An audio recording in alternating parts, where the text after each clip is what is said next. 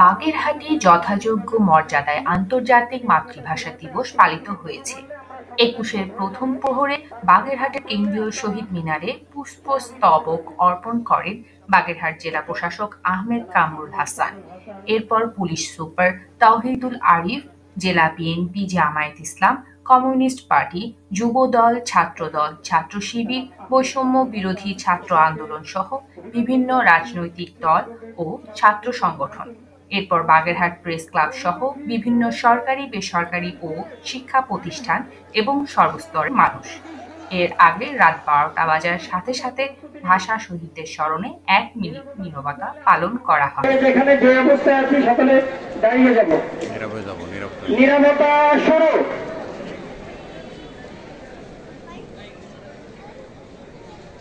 কামরুল হাসান, জেলা প্রশাসক বাগেরহাট, সাথে আছেন অতিরিক্ত জেলা প্রশাসক কেন্দ্র ও জেলা প্রশাসনের কর্মকর্তাবৃন্দ।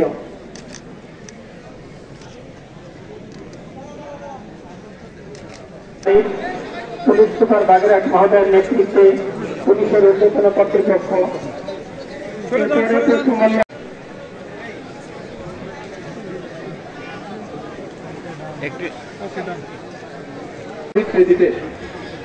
যারা উপস্থিত আছেন, আইনজীবী হিরাপ মিনা সহ মান্নান হাওলাদার সহ সকল নিয়ে আসে, এত সরাসরি করলে কোনো কাজ হবে? আরে পুষ্পমাল্য অর্পণ করবেন। কলেজের গেটের পাশ থেকে শৃঙ্খলাবদ্ধ হয়ে বাগেরহাট কলেজিয়েট স্কুল, জেলা পরিষদ বাগেরহাট, আনসার ও বিজিবি বাগেরহাট প্রস্তুত থাকবেন। আনসার ও বিজিবি বাগেরহাট প্রস্তুত থাকবেন। জেলা পরিষদ এইটা আমি করবো।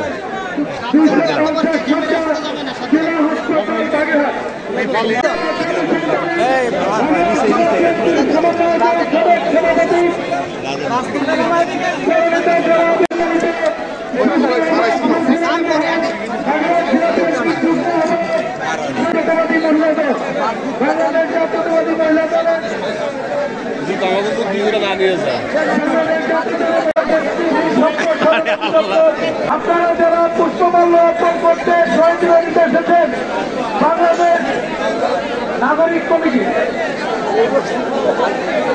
সম্প্রসারণ অধিদপ্তর গাজীপুর সদস্য সচিব মুজাফফরুল আলম, সাবেক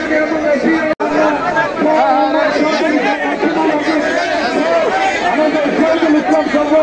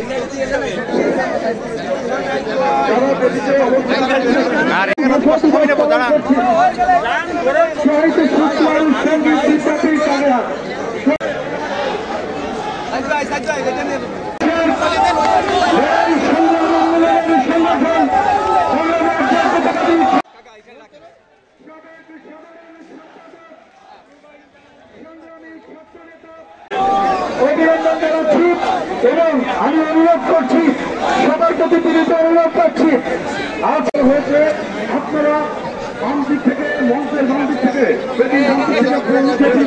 নেমে যাবেন এবং অন্যকে পুষ্পমাল্য অর্পণ করার বাগেরহাট জেলা বিএনপির সম্মানিত আহ্বায়ক ইঞ্জিনিয়ার